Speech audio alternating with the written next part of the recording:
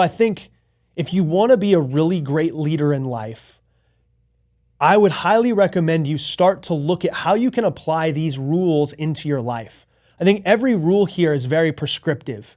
And if you start to look at any one of them and you start to develop that attribute, because at every rule that I just laid out to you, there's a character trait that is associated with that. And if you can start to develop those character traits, you will become a very powerful leader. The type of leader that people look to. I won't waste another minute, no, I won't. I'm a man on a mission. I'm a man on a mission. I don't need no permission. I'm a man on a mission. Welcome to Entitled to Nothing, where we believe our life is our fault. My name is Mink, and I've spent the last 20 years of my life running headfirst into failure after failure, and I've learned how to turn my failures into lessons, and I've used those lessons to create life on my terms. I went from broke and bankrupt with 6 figures in debt to starting multiple companies that have generated over $50 million in sales. And I want to share everything I've learned on my journey to help inspire you on yours. So today I want to talk to you guys about leadership. And leadership is an interesting topic because there is so many different thoughts and perspectives and books on it. I went to Amazon and I did a search for leadership, and there's over 57,000 books. And I think everybody has their idea of what leadership is. And I think now more than ever, we're at a time in history where we need really strong leaders to stand up and lead. And if I'm honest with you guys, that's one of the reasons why I felt compelled to start this podcast, because one of my mentors said, you are the leader that you've been waiting for. If not you, who?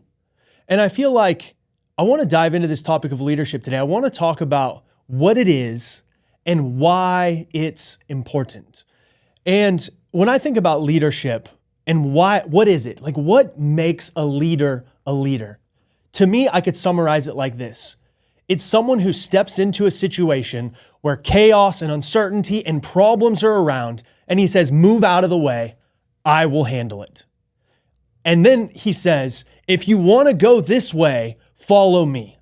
I know what to do. I know how to solve this. I know what we got to make happen. And he leads. It's someone who is willing to accept the pressure. It's someone who's willing to step into uncertainty, someone who doesn't have all the answers, someone who will fail, someone who will stumble, but ultimately someone who will always stand up and keep moving forward. And I think, it's a leader is someone who sets the standards in their life and calls other people up to raise their standards. It's someone who's a teacher, someone who leads by example, but also tries to encourage and inspire those around them to become better.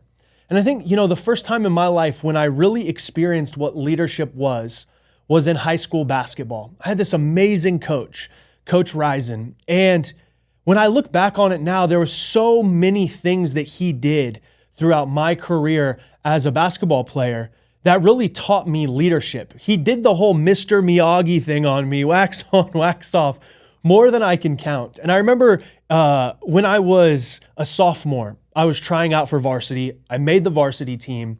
And every day I was going into his office and I'm like, hey, coach, how am I doing? How's my game? What do I need to improve? What do I got to do here? What do I got to do here? And ultimately, he asked me like, Mink, what's your goal? And I said, first, I want to make varsity. And then once I made varsity, he's like, okay, now what's your goal? I was like, I want to be a starter. I want to start on varsity as a sophomore. And he's like, okay. And so every day I was coming to him, what do I got to do here? What do I got to do here? How am I doing? How am I progressing? I was pestering the shit out of this guy. And then one day he just looked at me and he goes, Mink, do you control whether or not you start? And I was like, well, no, coach. He's like, what do you control? I'm like, well, how hard I play, coach. Then just do that.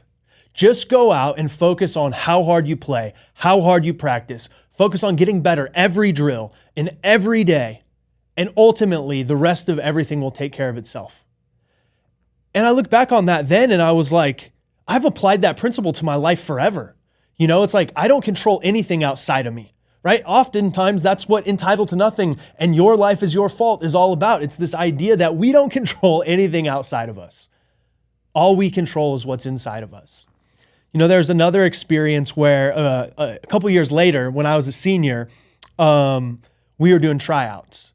And coach would always do this drill where we would have to shoot free throws. And however many free throws we shot and missed, we had to run a suicide for, which is like a down and back, down and back, down and back, down and back, right? And he let everybody on the team go before me. And we missed something like 20 shots. And so we were going to have to run 20 fucking suicides, which if you've ever ran one, you know how miserable they can be, especially 20 back to back to back. So he calls me up at the end and he says, Mink, here's the deal. As many as you make in a row, that will deduct how many we have to run. So if you make 10 in a row, then you guys have to run 20 right now. Then I'll remove 10 from the thing and you'll only have to run 10. I was like, wait a minute. So if I make 20 in a row, we don't have to run? He goes, exactly. And everybody on the team is on the baseline and they're all watching me. And I step to the free throw line and I make 21 in a row. He made me make 21. And afterwards, he pulled me aside and he's like, Mink, what the fuck are you doing? We're supposed to run. And I'm like, I'm not going to miss if you put me in a position where like it's me in front of the entire team. Like I'm not just intentionally going to miss.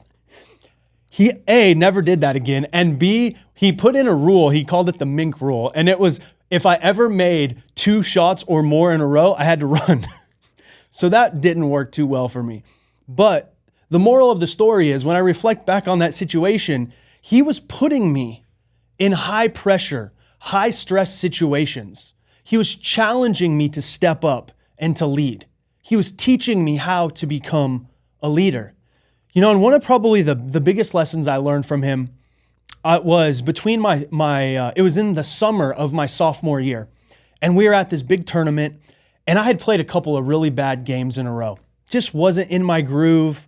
And he demoted me to the JV team for 1 game. And I was so fucking pissed. I was furious. And I fucking destroyed the other team that game. And I say that like with all of, like, no shame. Like I fucking destroyed them. And I was pissed. And after the game, he pulled me aside and he's like, you know, a couple of the other coaches are saying you're probably the best shooter in the tournament.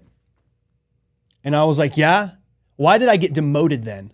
And he's like, because I needed you to realize that you were the best shooter in the tournament. He demoted me because I was lacking confidence.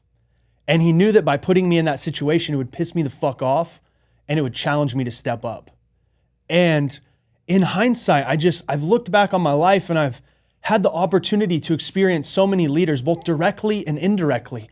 Most of my leaders are in books and courses and people that I've never met before. They're people that I've watched on YouTube and on Zoom and never actually had the opportunity to shake their hand. And today what I want to do is I want to share with you 13 rules of leadership that I've learned because I really believe that we live in a time in history where we need strong leaders now more than ever. There's a quote that you hear jumping around the internet and it says, strong leaders create good times. Good times create weak leaders. Weak leaders create bad times, and bad times create strong leaders. And unfortunately, I think we've lived in very good times that have created weak leaders. And we have a lot of challenges, a lot of struggles, a lot of fuckery in the world today. And it's because we have a lot of weak leaders. And my challenge to you, my request of you, is that you start to learn how to become a powerful leader. And it starts with us. It starts by understanding that leadership starts at the individual level first. And I'm going to talk about that in the rules once we dive into them. But I was at a speech with Jocko Willink, who wrote the book on a lot of leadership stuff. He's wrote multiple books. And he said the most powerful thing you can do is lead. And so I want to challenge you to step up and lead today as we dive into these 13 rules. I want you to think about how you can start to apply some of these rules to your life and how you can commit to being the type of person that brings certainty to uncertainty, that helps elevate standards, that helps hold people accountable, that calls them out, but most importantly, calls them up and makes them see a better side of themselves, makes them see that they have more potential than maybe they think they do. Those are the type of men and women that we need now more than ever. The leaders that are going to speak truth to power, that are going to stand in conviction, that are going to operate from principle and do it because they know it's right, regardless of what the fuck anybody else says. So with that said, let's dive into the 13 rules. All right, so rule number 1, great leaders are not born, they're built. I think oftentimes there's this misconception that leadership is a born ability. It's something that you naturally have, and it's just simply not true. You might have some of the soft skills naturally to be a leader, soft skills like discipline or charisma. You might be someone who's very good at communicating or is very likable because you're charismatic and you're personable. But ultimately, leadership is a skill, and no one is born with it. It's something that you intentionally build and cultivate over time. And what's unique about leadership is it is really a character trait or a skill, that is built of character traits. You see, there's some things like, I gave you basketball examples, right? Shooting a free throw is a hard skill that you develop by doing lots and lots of repetitions of shooting. Leadership is a soft skill because it's built by character traits. And I think ultimately, if you understand that leadership is something that you can develop, then you can look at what character traits do the leaders that you most admire have, and you can model their behavior by starting to adopt and create some of those same character traits. So what are some of these character traits? I'm going to say they're things like having discipline, right? Doing what you said you were going to do and being the type of person that sets the standards. You have a vision for your life and where you want to go. You operate from a position of integrity, right? You do what you say and you say what you mean. You have integrity. And I think I just said integrity twice. The next one is maybe resilience, right? You want to have this resilience to you, a grit, if you will, right? But ultimately, the way that I've learned what type of leader I want to be is by modeling the type of leaders that inspire me. And I think if you want to become a better leader, the most important thing you can do is understand that they're not born, they're built. And the way that you build the leader that you want to be is by modeling and finding other leaders that lead in the way that resonates with you, and you start to adopt and create some of those character traits. All right, rule number 2, great leaders lead themselves first. This is critical, guys. The only way that you earn the right to be a leader is if you can demonstrate to others that you can lead yourself. And that starts truly by discipline, by getting up and doing what you said you were going to do, by having integrity with yourself, and by allowing your words and your actions to dictate and determine what you're going to do and where you're going to go. And I like to think of there's 3 levels of leadership. The first level is that you learn to lead yourself first.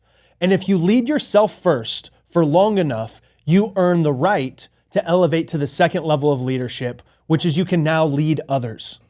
And after you have the ability to lead others and you get experience by helping lead others and teaching and training and coaching, what ultimately ends up happening then is you graduate to the third level, which is you start to create other leaders. And that's maybe the most important part of leadership. And I gave you an example of Coach Risen. When I look back all these years later, I realized what he was doing was he was teaching me how to become a leader. He was leading me, but then he was teaching me how to lead myself. And then I ultimately graduated to that level. And now I have the capacity to lead a team of, employees and to have a podcast and to hopefully lead many of you to really elevate and grow in your lives. But you have to understand that leadership comes by leading yourself first. And if you don't have integrity with your words and with your actions, then no one's going to trust you as a leader.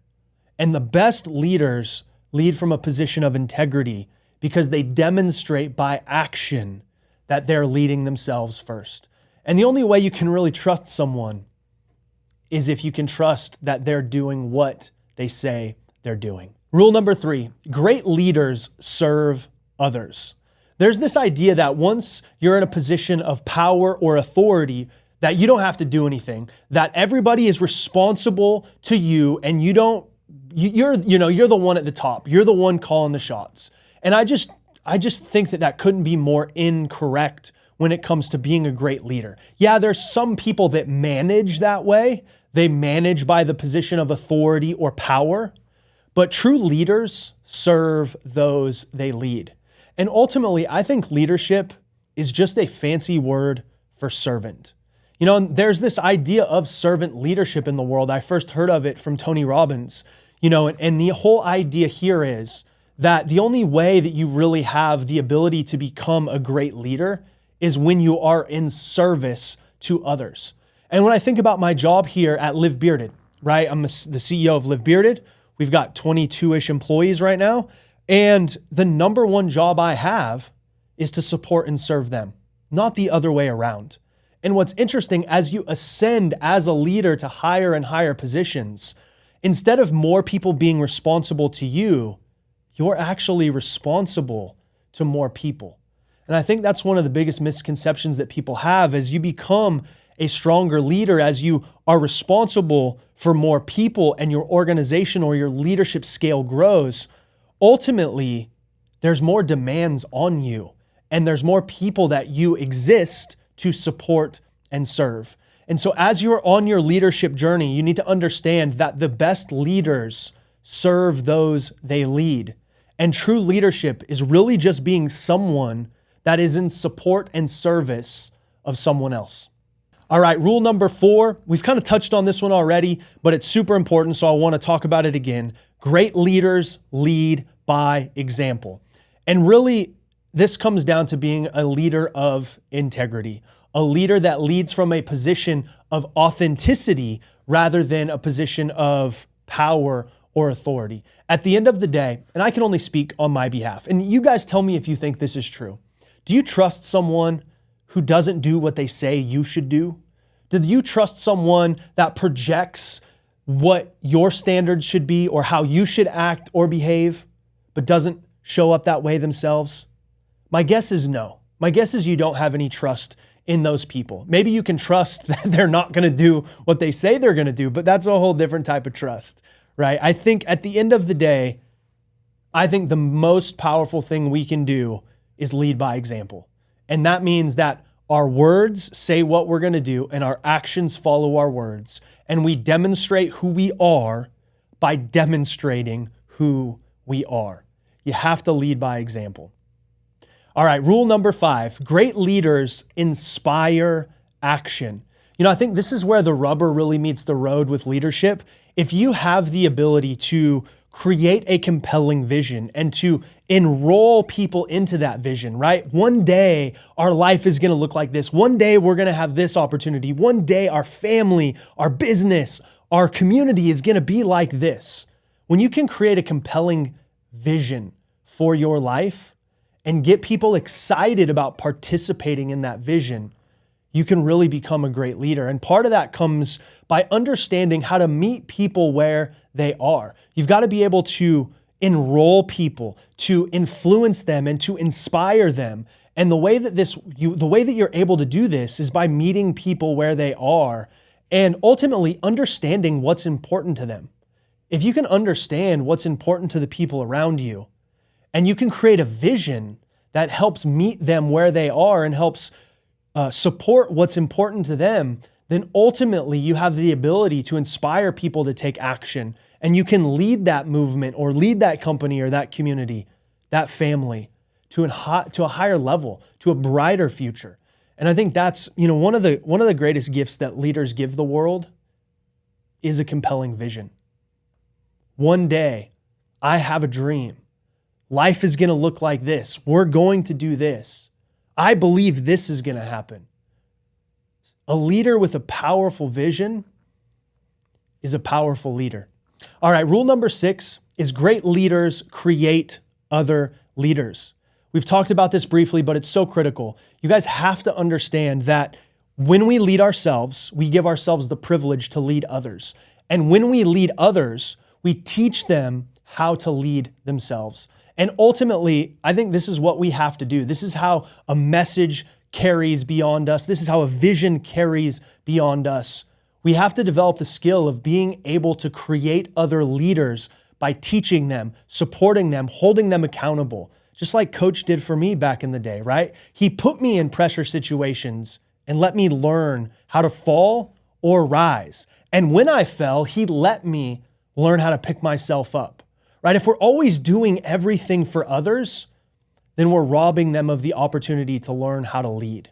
And so there's that balance in leadership of, helping support them and also letting them fail and learn how to do it so that they can become leaders themselves. You've got to teach others how to lead. Rule number 7, great leaders are great communicators. I think this is one of the most important aspects of any relationship, any, conversation or business or partnership. You've got to be able to be a good communicator. And as a leader, I think maybe the most important part of this is understanding that the way that you communicate is not always going to be the way that other people communicate. And the best leaders learn how to meet people where they are and communicate to people in the way that they want to be communicated with. I'm a very intense individual, and I'm like a get shit done, no fucking excuses, like very direct person most of the time. And I have someone on my team that was a direct report of mine that wasn't that way. He was more of a let's talk about it, and I want to feel through this and talk about it and see what's going on. We were like oil and water for a long time. And ultimately, I learned that if I was going to be a great leader, I had to lower my level of intensity and work to meet him where he was at.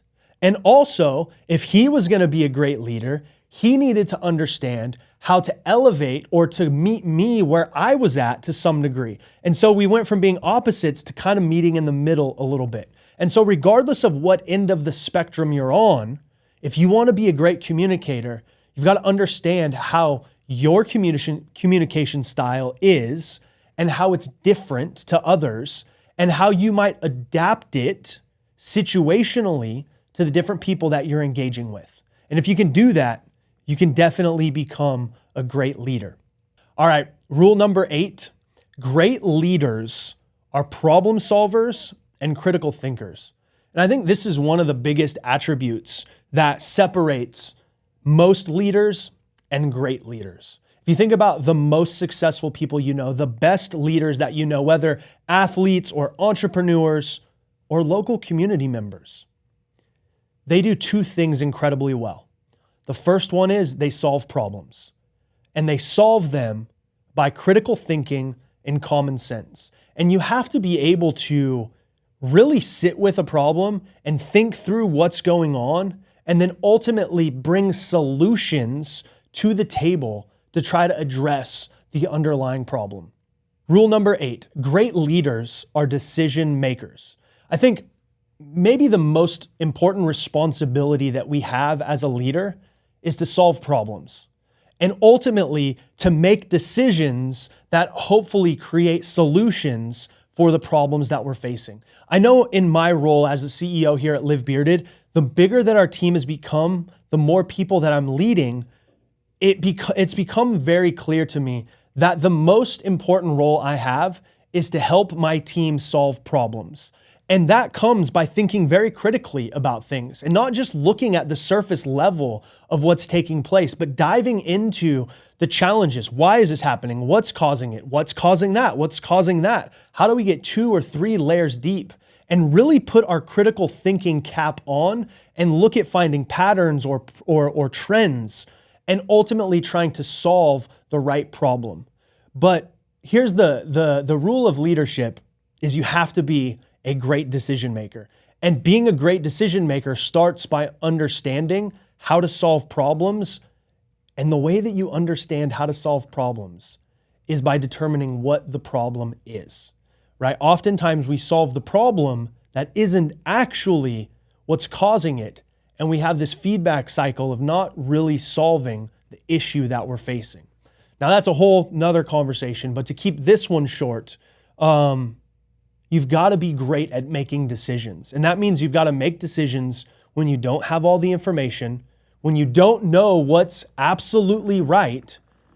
You just have to make a decision based on the data or the insight that you have and do the best that you have or the best that you can in that moment. All right, rule number 9, great leaders must bring certainty to uncertain situations. And this is what I was talking about in the beginning when I said, when I think of a leader, I think of someone who says, move out of the way, I will handle it, right? When chaos is going on, when there's challenges and all sorts of uncertainty, a leader steps up and says, I will bring certainty to this moment. I don't know what the answer is. I don't know how to solve this, but I'll step up, I will lead, and I will take us to find a solution. And I think, maybe the best example of this in our lifetime is COVID, right? It happened not that long ago, just a few short years ago. And we saw how many people had no fucking clue what to do. And there was so much chaos and so much uncertainty, but the leaders that stood up helped provide some calm in the storm. And even they didn't know what was going on in the early days, right? There's circumstances and situations in life where we just don't have any clue what to do when it happens. But we still have to keep our composure. And I think one of the best attributes of a very good leader is they bring certainty to uncertain times. And there's a small framework I want to share with you guys. It's kind of the 3 mandates of a leader. And I would say that if you want to be a great leader, there's 3 things you have to do in uncertain times. You have to see the situation as it is, but not worse than it is, right? If you're piling on and talking about how terrible this situation and how fucked it is and, oh my gosh, this is happening and that's happening, right? If you see the situation worse than it is, then you're never going to have the capacity to see it better than it is. And true leaders see it as it is, but not worse, right? You have to call a spade a spade. You have to speak truth. And you have to say, okay, we fucked up, or this is happening, or that's taking place. We have to see it as it is, but not worse than it is. Once you do that, then the next mandate of a leader is you have to see it better than it is. You have to start to create one of those compelling visions that says, we can make this situation better than it is. And then the third step, the third mandate, is you got to take action and go make it happen. And that's a good example of problem solving. Hey, I don't know what the fuck's going on here. All shit's breaking loose, but let's see it as it is, not worse than it is. Okay, now let's see it better than it is. What can we do here to make this situation better than it is? Come up with a plan, start to solve problems, think critically. Then you take action and make it better than it is. If you can do that, if you can bring don't bring uncertainty. That would be the wrong thing to do. If you can bring certainty to uncertain times, you have the capacity to be a really great leader, because most people can't do this. When stress hits, when chaos breaks, when there's a lot of uncertainty in the environment, most people freak out and they lose their composure. And if you can be the type of person who doesn't, then you will be required during difficult times. All right, we got a few more. Rule number 10 is great leaders live their life by a code, right? You got to know who you are, what you believe in, why you believe it, and the type of leader you want to be.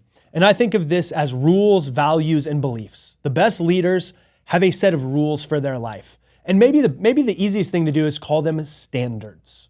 The best leaders have standards, and they constantly strive to elevate their standards and rise to the level of their standards. And so that often comes by getting really clear on who you are, what you want, and how you want to live your life. I heard a really interesting saying, and they said, in the world that we live in today, if you don't know who you are, the world is going to misinform you. And I think that's happening at a very broad and rapid scale in the world we live in. We have a lot of people who haven't sat down and decided who they want to be. They haven't intentionally said, I want to be like this, and I want to have this type of character, and I want to do these types of things in my life. I want to be known for this. And so they don't have a code. And when you don't have a code, you can never lead. So if you want to be a leader, you have to sit down and define who you want to be and how you want to live. And ultimately, what standards will you live your life by? Number 11, great leaders take radical responsibility for their life. That's what Entitled to Nothing is all about.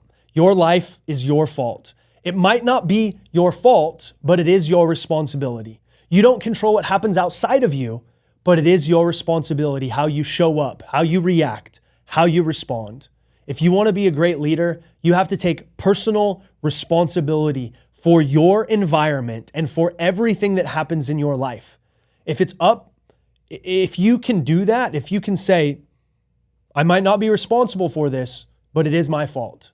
I might not have created this mess, but I'm going to take responsibility for it. If you can own your experience of life and the failures and situations of those around you, then you have the capacity to be a very, very strong leader. And I can tell you from experience, right? Going back to my experience as the CEO here at Live Bearded, whenever there's a fuck up on a major scale, it's my fault. There's something I did or didn't do. There's something that happened or shouldn't have happened that ultimately is within my purview and therefore my fault.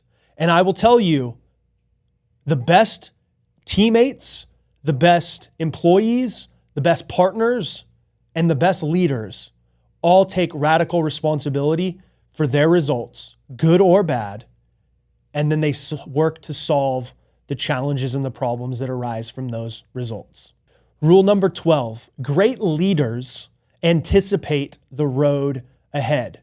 There's a quote by Wayne Gretzky, and he says, I skated to where the puck was going, not where it was. And ultimately, if you want to really have the capacity to lead, you have to be able to anticipate. Maybe a simple example of this, and I'm not one, but is parenting, right? I'm not a parent, so maybe I shouldn't even speak on it. But I think if you're a parent, you could probably start to anticipate certain behaviors that your teenage kids may or may not have, right? They're doing certain things or not doing certain things. They're acting in certain ways or not acting in certain ways. You could probably start to anticipate what may or may not be going on, right? I know that's true in business. When dealing with vendors or employees or customers, right? There are certain things that happen that you could probably anticipate where it's going to go. And the best leaders know how to anticipate, and then they act on that anticipation. They move before things happen and then are able to maximize opportunities. But you have to be able to recognize patterns and see trends so that you can anticipate where the puck is going and get there before it does. All right, and the final rule, rule number 13, is great leaders have a sense of self-awareness. And the way that I define self-awareness is it's understanding what motivates you, what drives you. It's understanding, why you feel the way that you do, what triggers you, what inspires you, what makes you tick. And ultimately, I think the only way that we develop self-awareness is through education and reflection, right? Understanding, well, when this happens, how does it make me feel? When that happens, why do I feel so inspired? What do I love about this? And why do I love that over there? For me, I've spent my entire adult life trying to understand myself. Why I do what I do, what inspires me, what motivates me, and ultimately how I can be the very best version of myself. I think leadership is a constant pursuit to get better every day. And if you can do that, if you can develop a self-awareness and start to understand what your strengths and weaknesses are and understand how you react in certain situations. I think one of the greatest gifts my dad gave me was the ability to observe behavior. I've told you guys the story about my dad being this crazy, abusive alcoholic, and when he would drink, he would get very aggressive, and I would just observe his behavior rather than reacting to it. And by observing, I got to say, oh, well, when this happens and that happens and this takes place over there, and I could observe the behavior and then I could start to understand it.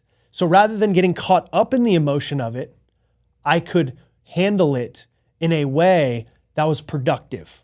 And I think the best leaders have the composure that they have. They can anticipate. They can bring certainty to uncertain times. They can think critically and make decisions ultimately because they have the foundation of a self-awareness, of an emotional maturity and intelligence that allows them to observe rather than react, that allows them to problem solve and look for solutions rather than blame and make excuses.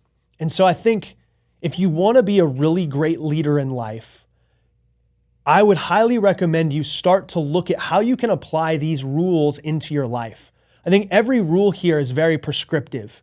And if you start to look at any one of them and you start to develop that attribute, because at every rule that I just laid out to you, there's a character trait that is associated with that.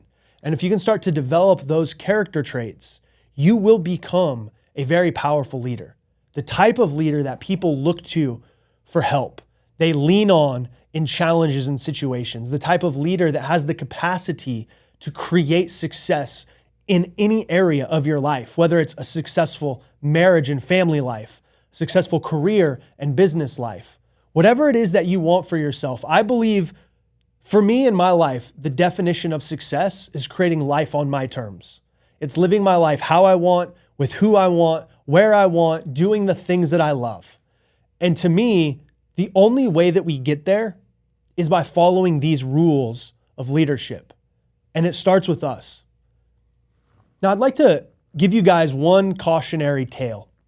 With leadership, there's a lot of responsibility that comes.